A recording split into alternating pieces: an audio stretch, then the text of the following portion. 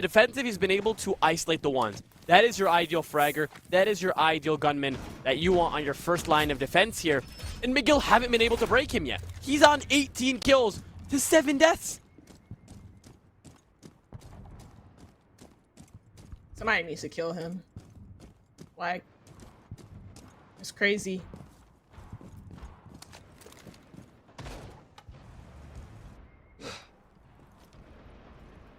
Oh. Okay. Well, as they look to try to get in the building, Chaka, they've brought Alibi. Yeah, that's not common at all. Ever since she lost the 1.5, and I mean, even when she had the 1.5, she wasn't the best operator. So the fact that she's here, is kind of crazy. She's pretty decent for intel. You can put her in front of windows. People usually like melee windows, or they shoot it open. So that'll give you like free intel on like at least where some attackers are consistently, because it does give you a ping for like a couple of seconds. I am now just taking in how crazy the scoreboard is. There are players, no, almost every single player on EKU has 4 kills with the exception of Lomo on 7, and then you just have the big spike with Architect on 18. If you were ever to talk about a one-man army, it is right here and right now. There is nothing this man cannot do, and I am intrigued to see how he plays out on a zombie with the regenerative Kibas, because if he can isolate in a room with verticality and pressure from all sides, what can he do when he's able to establish all his own angles? But McGill looking to make an East play work. They lose their most critical operator. Ninth follows it up by finding a refrag, but it might be a little too late as he is taken out as well. And it all comes crumbling down here for McGill. No, what is he doing? Walking into the smoke. Oh my god, no. I mean, he's been free balling the whole game, but that was kind of crazy to do that outside on the balcony where you're being pinged outside even when you're in the smoke. Yeah, you know what, man? He has 18 kills. Let's give him a break for the rest of the round and finally give McGill a chance to put themselves on the board and on the map, because it would be devastating to see 2 7-3s back-to-back. Well, let's be real here. I wanted more Siege, more time to play and watch Siege. Please, McGill. I'm begging at this point. You have the man advantage. Yeah. I was gonna say, I really like the way that McGill took that. They killed the CC player by smoking off the cross between the CC player and the armory player by smoking off the armory wall. So yeah, they killed the CC player, but somebody by this point has retaken CC control because McGill have taken a pause for so long. We were talking about their ability to wait off the executes, and it never works out in their favor. Jacob finds one, downs the next. Joyous to get a kill, but after what? There's a gap divided in. I don't know what gap Kai has actually hit, but it's managed to work out. DMRs galore here for the attackers, as that is their win con. No utility, no plant needed. As it finally works out in McGill's favor, they're going to get around for the first time in I don't even know how long. Yeah, it looked like McGill called a reset in that round. That's why it took so long. I guess they were just droning. They figured out where the last 2 players that were at least alive were. Like, they figured out that somebody retook CC control. They ended up killing the armory player finally after killing the CC player. And that push from Kai came in after they knew that there was like 1 player in archives, which was I think the mute player. So that's usually what an archives player is you have a nitro, you play in archives, or you play on as the break room player. So he just kind of like deduced or had like good info in the final few rounds, and Kai just pushed the advantage. If Kai doesn't get that kill in archives or doesn't push on archives, then that push becomes either very linear, or like, again, you're operating with the 2v1 there for EKU after Sin did so well to like retain CC control and get a double kill. Now you see what happens when Architect goes down. It all comes crumbling down, but I do hope that that is actually not the motto of this game, because EKU have been playing exceptional on the utility side, but on the defensive, been very, very dependent on how Architect is feeling on the round. Now, McGill really don't want to break their good luck habit, so they're going to bring a very identical roster, this time substituting the Monty out for a Blackbeard. Instead of going for the main breach on the second floor, they're going to adjust that play for bathroom and go for the execute onto bathroom. The first man sent on in gets stuck on the vault. Easily wallbanged. Jacob finds one, just sending bullets loose. Although there's a glass, he knows he can maybe get some damage as there's no shield up planting. It's an easy wallbang. He'll capitalize and deny. Ninth gets a kill, you know, but after what? Burger will go down, but still, the main question is after what the case is left loose. But you can give credit where credit is due. It's a two-pronged attack, and it looks like McGill are going to hit the gap from the backside, as they'll also establish workshop control.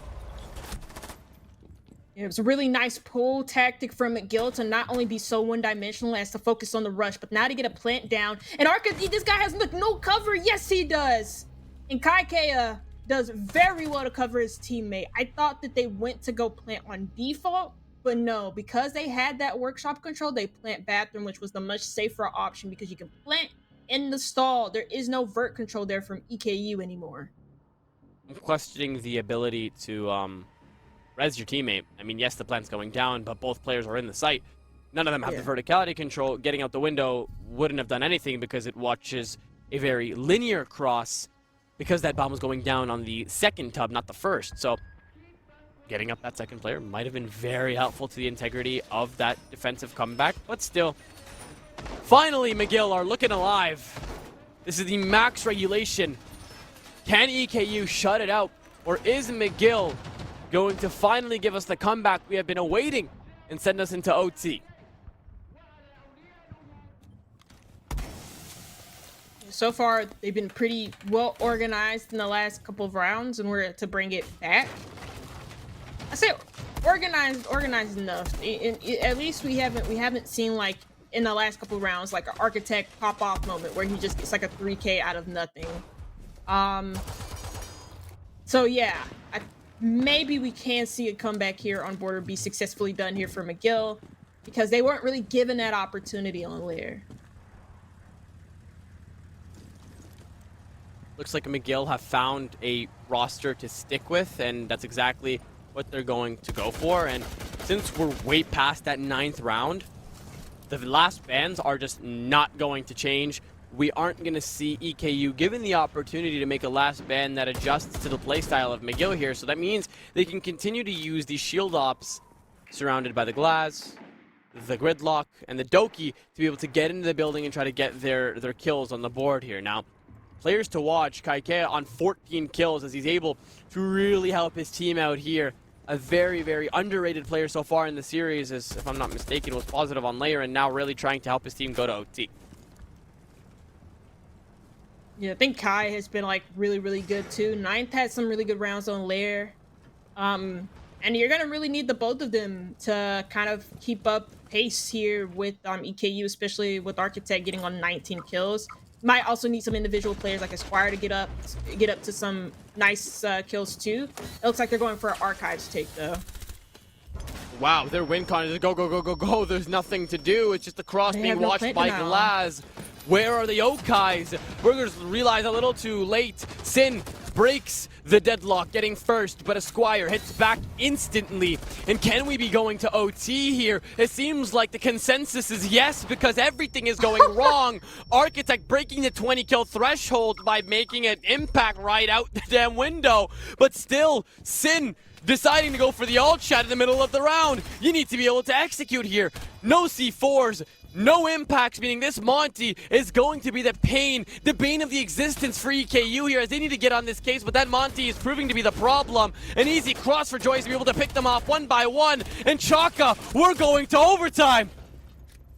And I actually cannot believe that rush plant worked, but actually I can, because McGill, they did so well in order to like choke out any type of plant denial that EKU had. There were no yokais that were available to EKU, and also the fact that they wasted a nitro. So your only form of plant denial is gone, and when you have a Monty on the board, hell, McGill could have brought an Osa, and they would have won on the basis that EKU had not really just no plant denial, but mainly no explosive power to deal with getting rid of that plant.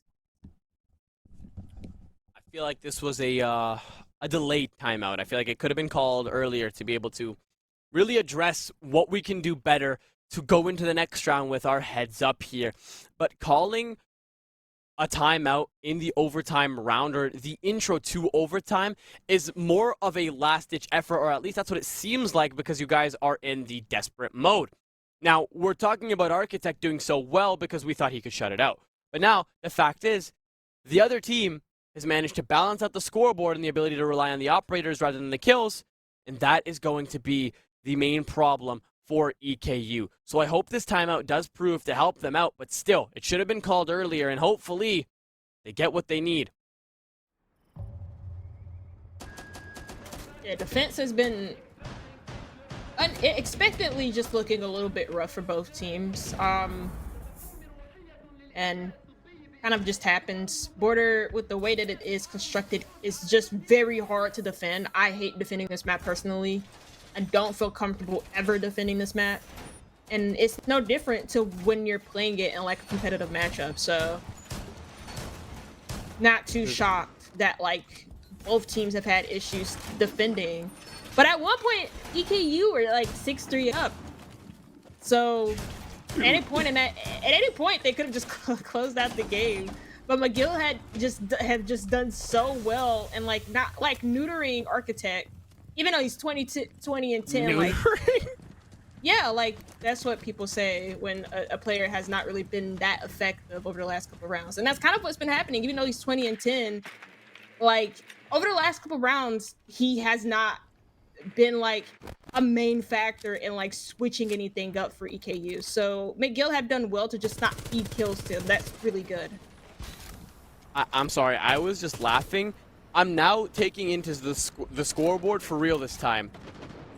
We have a shield operator who's 3 and 10. We have a Tachanka who's 4 and 7. And we have 2 outlier players, 20 and 10, and another one 15 and 7. This genuinely might be the craziest stat line I have ever seen in my life. Because the fact, or the ability to be able to push it this far with so many unbalanced dynamics between either side really goes to show the resiliency of the upper table from either side. And for the players that aren't performing to their expected side, they're still playing support roles. Burger is on a shield. He's on the spear, he's carrying the case, and Borger, which absolutely so ironic, is on the Shmikas and trying to help deny that plan. Yeah, usually with shields, you're not meant to just find like a crazy amount of kills anyways. Even if you're a Blackbeard, you're supposed to be making space, and sometimes you may just find yourself on a very difficult entry, just like that one. Lomo finds an opening, and it's actually onto Gritlock. That's the team that we expected. That's the teamwork we expected. 2 bodies opened up. The spearhead of the attack now gone. Luckily for you, it's a 2-prong. You're going to have that Blackbeard to rely on, but you cannot be too careful, because if you lose him, say goodbye to the case. Now, McGill doing what they do best. They're going to take a different approach to the site. They're going to go for something else here, and what is Burger doing? I don't know. I actually don't understand what McGill are kind of doing in this round. They went for a top floor control. Is this a ritual?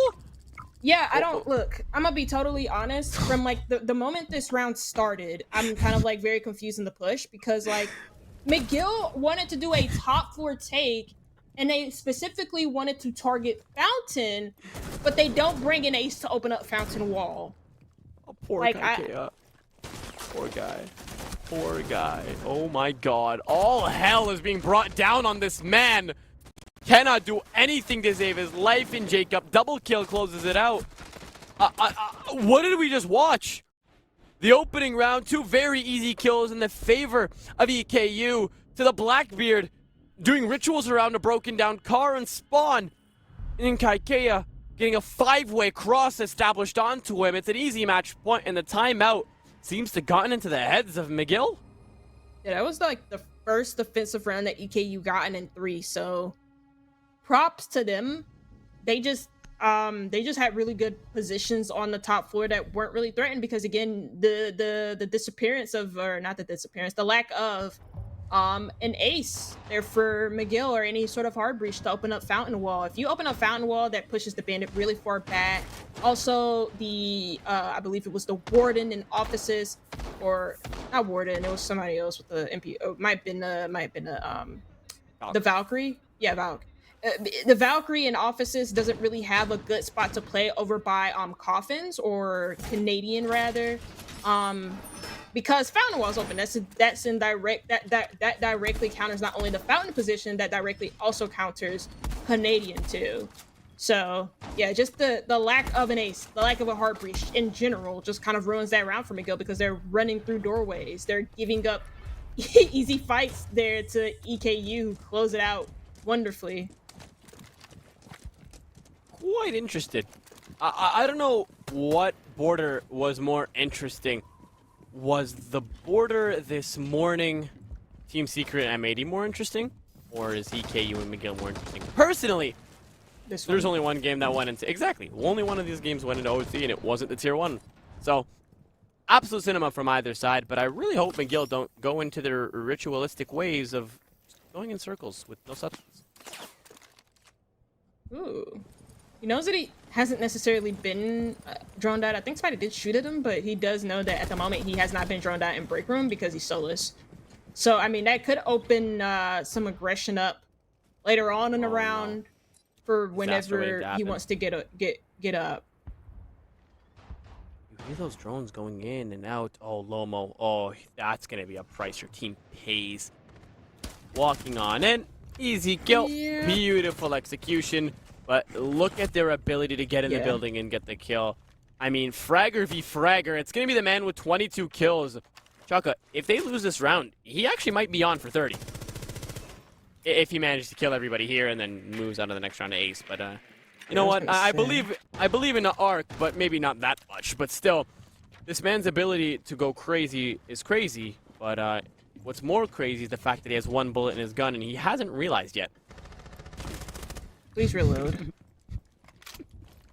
I don't know. I'm very paranoid. It is kind of like, I understand why some players don't reload like almost immediately after taking like a gunfight, because like you just want to be on your toes at all times and you don't want to. But that's when you have reserve ammo. One bullet. Yeah. Oh well. He still has reloaded. Maybe that's a glitch. Okay, no, he's reloaded. Oh, there you go. Well, it took him 30 seconds, but they got top floor approaching the final, man. Exactly, approaching the final minute, they've finally gotten the control. No verticality. Still, Chalk, they are very adamant of not bringing anyone to solely control vertical. They're just going to rely on Gridlock, Super Shoddy, and the pocket breaches from Ash. They also don't have any way of opening up the hatch. You only have one summer charge left. They used, oh my god, the top floor was already cleared. I just realized this. That's why I said, oh my god, I'm not saying this in a bad way for EKU. The top floor was already cleared. McGill have went into their first floor positions, and EKU used 2 Selmas to open up Fountain with nobody on top floor. So they can't open up hatch neither. There you go. Sin opens it up. We were at a deadlock for so long. Advantage leaning towards the favor of EKU. Can they eliminate McGill here? Can they force them out the playoffs? Almost an underdog story, almost a legendary comeback. The positioning from Burger gets himself on the board, sits behind the desk, easily picked out from the vert. Easy kill for 9 to go down. All you guys have to do is deny the plant, but Architect finishes it out. Your victors, EKU, the man himself, the MVP, gets the final kill. 23 total kills on the second map, as EKU are your winners of the night. Yeah, and for Architect, he's been a consistent threat throughout this whole entire series. It wasn't just here on Border, he was also a threat on Lair. And I especially like that last round from EKU because, yeah, they didn't have enough to open up the Archives hatch, but ultimately that doesn't matter when you have vert control. And they had just enough vert or enough things to create vert in order to really put themselves in a powerful position to plant on the ventilation window. They had vert on the rotate holes. They had vert on the ventilation door. And when you have Architect watching over you, you can just plant and just feel relaxed knowing that you're safe and sound and you can get the plant down without any issue. That was, I don't want to say anticlimactic because it was a very entertaining overtime. But still, I really wanted to see Chalet be challenged because it takes some aspects from Border and some from Lair, and it mixes it into challenging either team for their ones, their utility. And from that comeback, we saw the substance from McGill. I think they're a promising team, but their ability to convert just isn't there. Their ability to just lay down, it's trumping everything else. The promise up here. Your ability to lose your ones and lose very critical operators is right at that same level. So I feel like going back to that drawing board, maybe investing in a coach might be that turning point for McGill where we can see them come back, hopefully, next playoff stage for CR6 and show us what they have in store. Yeah, because like again with their whole lineup, they weren't necessarily bringing the wrong things. In fact, they were bringing the right things. They had the perfect operators for like East stairs, which is pivotal for at least like bathroom tellers and armory archives or lockers and archives. But like again, they just kept losing them early because like I just don't think they recognized how important the Azami was for East stairs. Like the whole charm of an Azami is when it comes to East stairs control, and the reason why she's the best is because she can block off the angles from Passport. She can block off the angles from the top East doors, from both top East doors. And I just didn't really I didn't see that type of reconstruction at all with the Azami from McGill. And it's not to say they played their defenses bad, but the main operators that you needed in order to like win you those defenses, they kept being lost so early, and I felt like they were being used maybe just a little bit too carelessly. I was really, really advocating. I really wanted to see a McGill come back to force that third map. It would have been more siege for us, more siege for you guys, but that's just how the cookie crumbles. Fortunately, though, amidst all of the tech difficulties, amidst all of the interesting Rainbow Six we've seen today, I've been Sino, that's been Chaka. We have been your casters for the night. On the prod side, we've had just Trillo on the observing deck, with Ace Cherry, or also known as Earthquake on the production side. Thank you guys so much for tuning into CR6 round of 32 playoffs tonight. We will be back soon with our matchups very soon. I actually don't know when the next day is, but other than that, have a great night, and we'll see you guys later.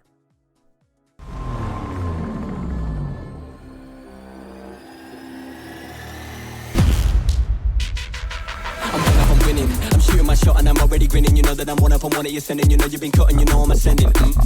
I'm one up, I'm winning.